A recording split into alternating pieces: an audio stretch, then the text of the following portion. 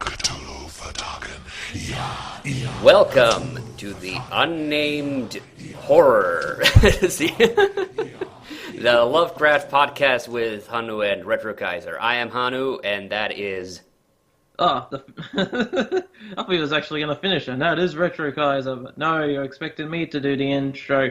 Yes, I have to fuck it up as always with the awkward introductions, but hello everybody, this is your captain speaking, Captain James T. Kaiser, and hopefully we're going to bring you some of the good old classic spooks. Ia Cthulhu Cthulhu Fatagan for me as well. So, yes, you might be aware that we have a podcast on YouTube called The Kaiser and TheHande's YouTube podcast. Sometimes it's Kaiser and TheHande's YouTube podcast, but YouTube podcasts, where we have previously... It's horrific. Yes.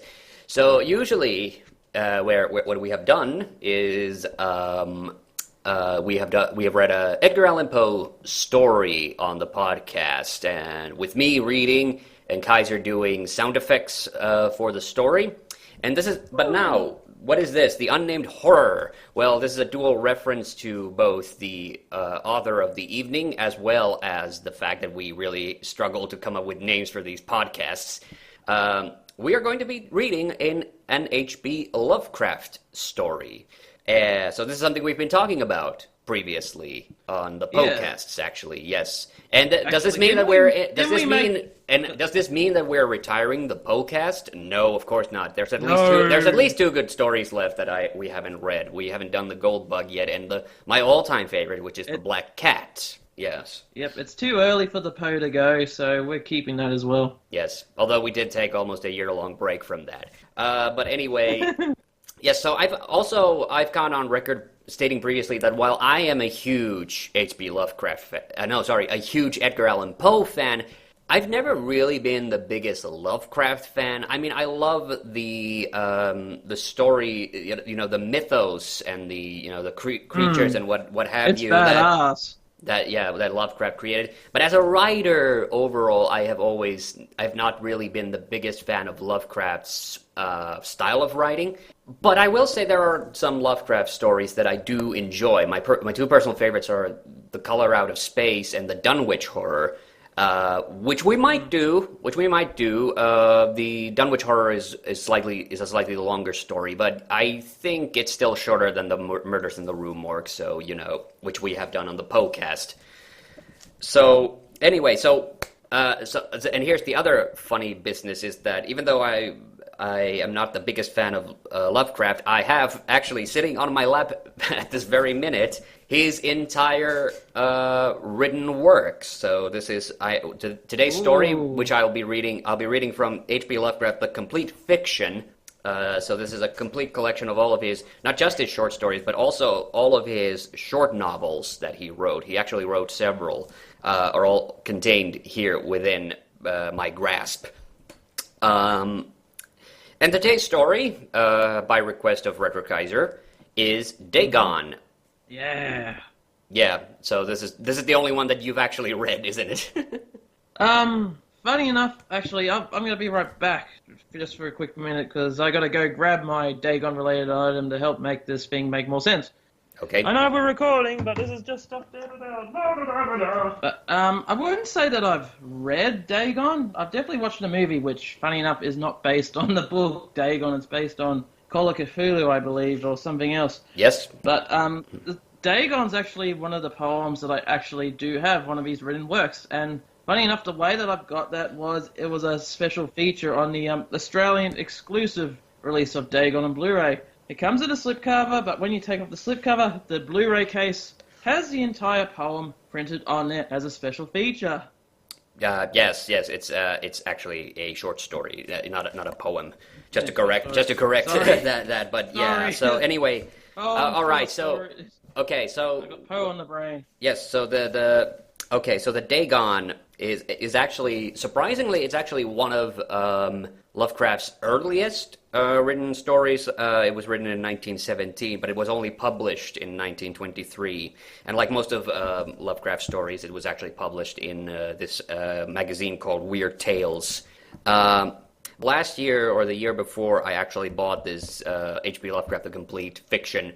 and it's a very good collection because it gives these little historical tidbits. It's organized not in the publication order, but rather in the order in which it was written. So it is a very good collection if you are interested in Lovecraft. That's another thing that I wanted to talk about, that we were struggling to come up with a name for this podcast. So Unnamed Horror is the pending name. We might change that somewhere down the line. I wanted to call this a Necronomicast, but unfortunately there is already a podcast called the Necronomicast. And I also thought about the various mutations of Lovecraft cast have also been thrown around. Lovecast was also suggested, but I think it sounds a little misleading, so we will not be going with that one. Yep, and I'm actually going to be reading along the Blu-ray cover, see if it actually matches up. It should do. I'm writing this under an appreciable mental strain, since by tonight I shall be no more, penniless and at the end of my supply of the drug which alone makes life endurable. I can bear the torture no longer. What, you need to go to the bathroom? No, I was making torturous sound. The first one was as in drugs, and the other one's as in torture. Yes, I shall cast myself from this garret window into the squalid street below. Do not think from my slavery to morphine that I am a weakling or a degenerate. When you have read these hastily scrawled pages, you may guess, though never fully realize, why it is that I must have forgetfulness or death. That's a funny way to say that. I must have forgetfulness or death. Yeah. All right. It was in one of the most open and least frequented parts of the broad Pacific that the packet, of which I was supercargo, fell a victim to the German sea raider. Yes? Hello. Hallo, I think you mean. Guten Tag. Yes, the Great War was then at its very beginning, and the ocean forces of the Hun had not completely sunk to their later degradation. So that our vessel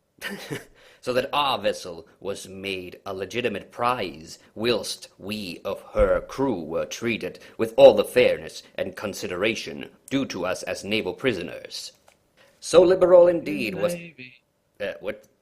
In the Navy. Okay. So liberal indeed was the discipline of our captors that 5 days after we were taken, I managed to escape alone in a small boat with water and provisions for a good length of time. Paddle. When I finally found myself adrift and free, I had but little idea of my surroundings. Never a competent navigator, I could only guess vaguely by the sun and stars, and that I was somewhat south of the equator. Of the longitude, I knew nothing, and no island or coastline was in sight. The weather kept fair, and for uncounted days I drifted aimlessly beneath the scorching sun, waiting either for some passing ship. What was that? That was wiping sweat off the forehead. Oh yeah. Or to be cast on the shores of some habitable land, but neither ship nor land appeared, and I began to despair in my solitude upon the heaving vastnesses of unbroken blue. That sounded like a Wookiee. The change happened whilst I slept. Its details I shall never know, for my slumber, though troubled and dream-infested, was continuous. What, no snoring sound effect? There we go.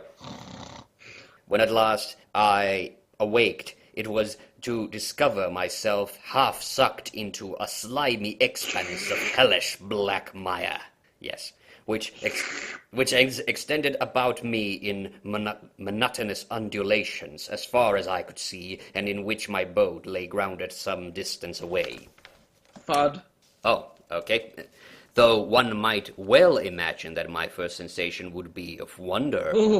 That's so prodigious and unexpected a transformation of scenery, I was in reality more horrified than astonished. For there was in the air, in the rotting soil, a sinister quality which chilled me to the very core. The The region was putrid with the carcasses of decaying fish and of other less describable things which I saw protruding from the nasty mud of the unending plain. Hello. What was that? What hello was that? That was Dr. D from previous episode, from one of the podcasts. He's making a surprise cameo. Less describable things. Is that what Dr. D is here? Okay. Perhaps I should not hope to convey in mere words an unutterable hideousness that can dwell in absolute silence and barren immensity. There was nothing within hearing and nothing in sight save a vast reach of black slime, yet a very completeness of the stillness and the homogeneity of the landscape oppressed me with a nauseating fear. Oh, I'm scared. What? No puke sound effect for nauseating? Oh, no. I'm There we scared. go. The sun was blazing down from the sky. Sorry. The sun was blazing down from a sky which seemed to be almost black in its cloudless cruelty, and as though reflecting the inky marsh beneath my feet. As I crawled into the stranded boat, I realized that only one theory could explain my position. Through some unprecedented volcanic upheaval, a portion of the ocean floor must have been thrown to the surface, exposing regions which, for innumerable millions of years, had laid hidden under unfathomable watery depths. So great was the extent of the new land which had risen beneath me that I could not detect the faintest noise of the surging ocean, strain my ears as I might, nor were there any seafowl to prey upon the dead things. Yeah, that's a seafowl, all right. For several hours I sat thinking or brooding in the boat, which lay upon its side and afforded a slight shade of the sun as the sun moved across the heavens. Noisy sun. As the day progressed, the ground lost some of its stickiness and seemed likely to dry sufficiently for traveling purposes in a short time. That night I slept but little, and the next... now we get a snoring sound effect. I lost my place. There I go.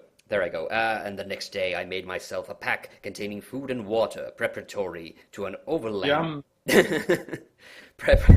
Just a yum. Yum, food and water, nourishment, such joy. Kalu Kalay. Yes. Preparatory to an overland journey in search of the vanished sea and possible rescue. On the third morning I found the soil dry enough to walk upon with ease. The odor of the fish was maddening.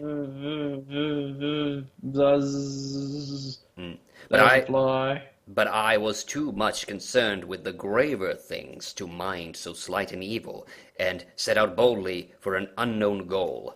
Oh! Funny enough, I was drawing some soccer players yesterday. Yeah. All day I forged steadily westward, guided by a faraway hummock, which rose higher than any other elevation of the rolling desert. I mean, I don't think I've ever seen that word. I thought it said hammock for a second, but it's... That's what I was thinking. I was like, where the hell did you get a hammock? But it's Hummock. Hummock. Yeah, hummock. That's how it's spelled on my copy too. Yeah, I don't know what the hell that is. Maybe it's just, it means like a hill or like an, rise in the landscape. That's what he describes it as. Okay. That night I encamped, and on the following day still traveled towards the hummock. Aloha, oi. Though that object seemed scarcely nearer than when I had first espied it. Espied? Is that how you say that? Yep, that's how it looks like, espied. Yes. E-S-P-I-E-D. Yes. By the fourth evening I attained the base of the mound, which turned out to be much higher than it had appeared from a distance, an intervening valley setting it out in sharper relief from the general surface. What? Sharp. Okay. Yep. Yep. Too wary to ascend, I slept in the shadow of the hill. All right, now we're talking. Now we're snoring. I know not why my dreams were so wild that night, but ere the waning... But ere the waning and fantastically gibbous moon had risen far above the... Noisy moon. Gibbous moon had risen far above the eastern plain. I just love that the heavenly bodies are all very noisy in these stories now. I was awake in a cold perspiration, determined to sleep no more. Such visions as I had experienced were too much for me to endure again, and in the glow of the moon and in the glow of the moon I saw how unwise I had been to travel by day. Without the glare of the parching sun, my journey would have cost me less energy. Indeed, I now felt quite able to perform the ascent which had deterred me at sunset. Picking up my pack, I started for the crest of the eminence. I had said... What was that? I had said Picking up the, Yeah, I had said that the unbroken monotony of the rolling plains was a source of vague horror to me, but I think my horror was greater when I gained the summit of the mound and looked down the other side into the immeasurable pit or canyon, whose black recesses the moon had not yet soared high enough to illuminate. I felt myself on the edge of the world, peering over the rim. Peering over the rim into the fathomless chaos of eternal night. Though my terror ran curious reminiscences of Paradise Lost and of Satan's hideous climb through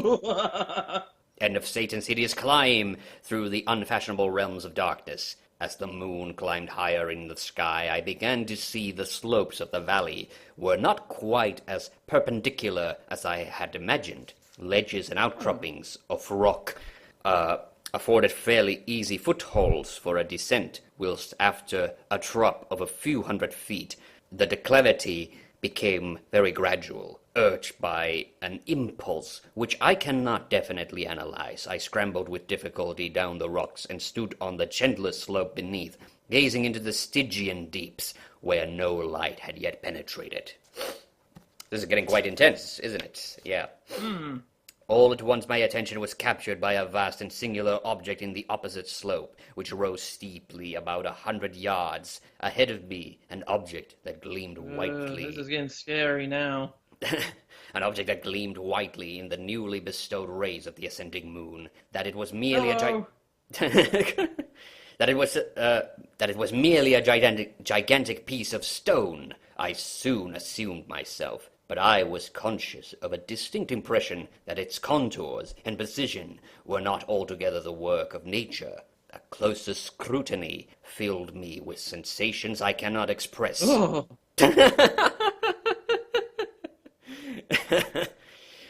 despite its enormous magnitude, innuendo, Yep. and its position in an abyss which had yawned at the bottom of the sea since the world was young, I perceived beyond a doubt that the strange object was a well-shaped monolith, whose massive bulk had known the workmanship and perhaps the worship of living and thinking creatures. My well-shaped monolith also has known the worship of living and thinking creatures. But I love that word, well-shaped. Oh boy. Dazed and frightened, yet not without a certain thrill of the scientist's or archaeologist's delight. I examined my surroundings more closely. The moon, now near its zenith, shone weirdly and vividly above the towering steeps that hemmed in the chasm. Okay, there we go. And revealed the fact that a far-flung body of water oh boy, I am not gonna... moving on.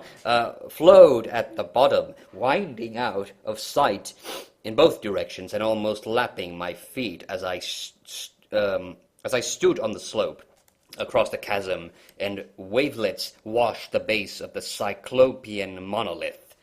That's a word Lovecraft loves to use, cyclopean, and I don't know what... Capitalized too. What? It's capitalized too. Yeah, exactly. It appears in a lot of his stories. He uses the word cyclopean, and I don't really know what he means by that. I think it might mean like singular, like something alone stands out. But yeah, or I'm yeah. actually thinking of like when you see the whirlpool, how it looks like an eye. I'm thinking something coming out of an eye of a whirlpool. Yeah, exactly. So that always takes me by surprise because when I see that word, like my mind always just rushes to Odysseus, from Greek myth. But yeah, okay. But moving on, on whose surface I could now trace both inscriptions and crude sculptures. The writing. Ew. That kind of crude sculptures.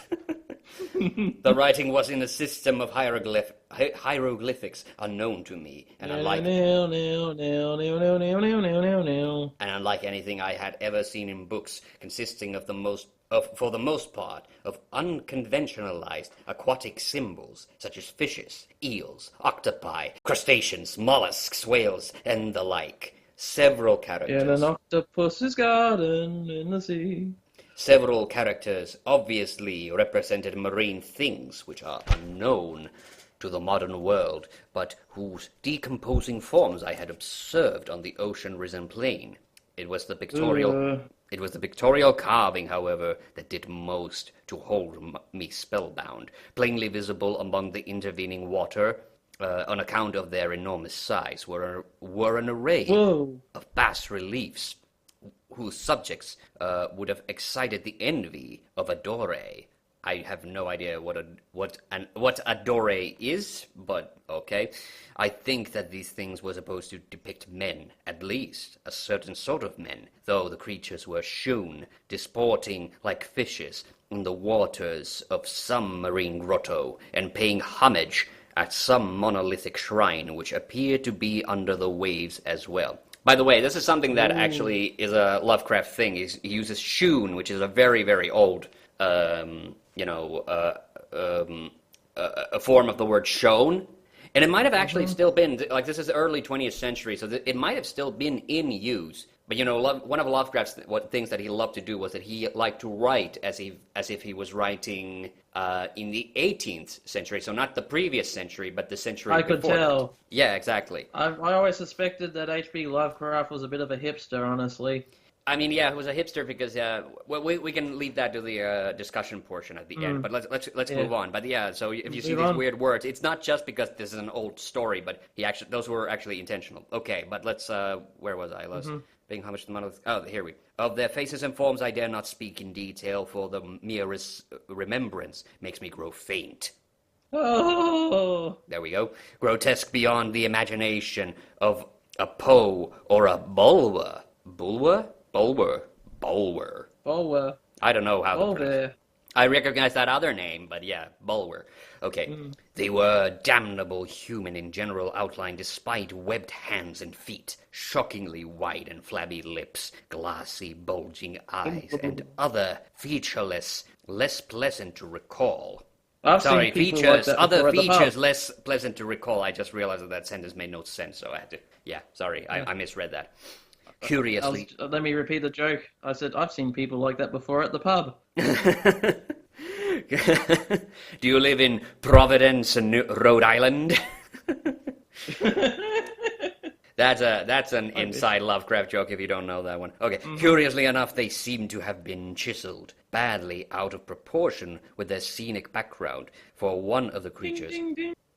For one of the creatures was shown in the act of killing a whale, represented as but little larger than himself. I remarked as I say their grotesqueness and strange size, but in a moment decided that they were merely the imaginary gods of some primitive fishing or seafaring tribe. Some tribe whose last descendant had perished eras before the first ancestor of the Piltdown or Neanderthal man was born. The Piltdown man, I'm actually not sure. Okay, that might be like, maybe post or pre-Homo erectus, I'm not entirely sure. Okay, awestruck at this unexpected glimpse into a past beyond the conception of the most daring anthropologist, I stood musing whilst the moon cast queer reflections on the silent channel before me. That's definitely language. That's definitely a word people don't use in that style anymore. Yeah, I love that. There are many queer things in these stories, if you will. Then suddenly I saw, with only a slight churning to mark its rise to the surface, the thing slid into view above the dark waters, vast, Hello. and said hello to me in some strange noise. Vast, polyphemus-like, and loathsome, it darted like a stupendous monster of nightmares to the monolith, about which it flung a gigantic scaly arms, and a suit that resembled a ketchup bottle. Oh, No, that was low blow. No, that's not what it said.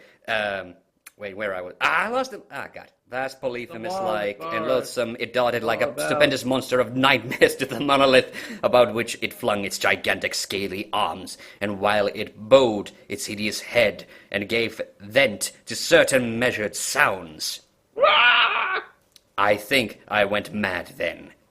Of the frantic ascent of the sloping cliff, and of the delirious journey, of my delirious journey back to the stranded boat, I remember little. I believe I sang a great deal. La, la, la, la. Sorry, let me do that again. La la la la la. I'm getting the hell out of here. Oh, yeah, you had the perfect opportunity for a pirate party plug there in the middle of the story, and you didn't take it. Okay, whatever. I haven't written any songs about Cthulhu yet, so. I mean, you could have sang anything. Okay. I've got wood, baby. I've got wood. Okay, that sounds actually pretty funny in this context. Okay. And a fear boner. And laughed oddly when I was unable to sing. Okay. I have indistinct recollections of a great storm some time after I reached the boat. At any rate, I know that I heard peals of thunder and other tones which nature utters only in the wildest moods. When I came out of the shadows, I was in San Francisco hospital. I'm in hospital. Brought thither by the captain of an American ship which had picked up... Who was also a pirate, apparently. By the captain of an American ship which had picked up my boat in mid-ocean. In my delirium I had said much, but found that my words had been given scant attention. Of any land upheaval in the Pacific my rescuers knew nothing, nor did I deem it necessary to insist upon a thing which I knew they could not believe. Once I sought out a celebrated ethnologist, and amused him with peculiar questions regarding the ancient Philistine legend of Dagon, the fish god. But soon perceiving that he was hopelessly conventional, I did not press my inquiries. It is at night, especially when the moon is gibbous and waning, that I see the thing. It's clobbering time! Noisy moon. I tried morphine, but the drug has given only transient surcease. How do you say that? Surcease. Transient surcease. Surcase. I don't know. Surcase. Yeah, Surcease. and has drawn me into its clutches as a hopeless slave. So now I am to end it all, having written a full account for the information or the contemptuous amusement of my fellow men. Often I ask myself if it could not all have been a pure phantasm, a mere freak of fever, as I lay sun-stricken and raving in the open boat after my escape from the German man-of-war. This, I asked myself. What was that? I was trying to say hello, but it just came out like... This I ask myself, but ever does there come before me a hideously vivid vision in reply. I cannot think of the deep sea without shuddering at the nameless things. Like this podcast that may at this very moment be crawling and floundering on its slimy bed, worshipping their ancient stone idols and carving their own detestable likenesses on submarine obelisks of water-soaked granite. I dream of a day when they may rise above the billows to drag down in their reeking talons the remnants of puny war-exhausted mankind, of a day when the land shall sink and the dark ocean floor shall ascend amidst universal pandemonium. The end is near. I hear the noise at the door, as of some immense slippery body lumbering against it. Innuendo. What, no noises? Oh, it's me, Dr. Zoidberg. It shall not find me, God, that hand, the window, the window. The end. Yes, the end. All right. That got really intense in the second half, didn't it? Yeah, that's a lot of. There's another story like this actually. I think it's called TheHande, where there's this creature that keeps, and I don't remember if it was like a fish. It says TheHande, but it doesn't refer to like a werewolf or anything. It's just a creature that keeps killing like the protagonist's friends. And it ends with him. Oh, that kind of hound. Yeah, and it ends with him like in a locked room with a gun, just waiting for the creature to come. So this is a story format that Lovecraft did several more times. But this is so Dagon, like I said, this is very early story by him. So it's basically, this is kind of the prototype for the Cthulhu stories that he would later do. I don't think he did a Cthulhu story for, let me just quickly check where he is. And so Lovecraft, of course, is known for the Cthulhu stories, but do you know the other story cycle that he did?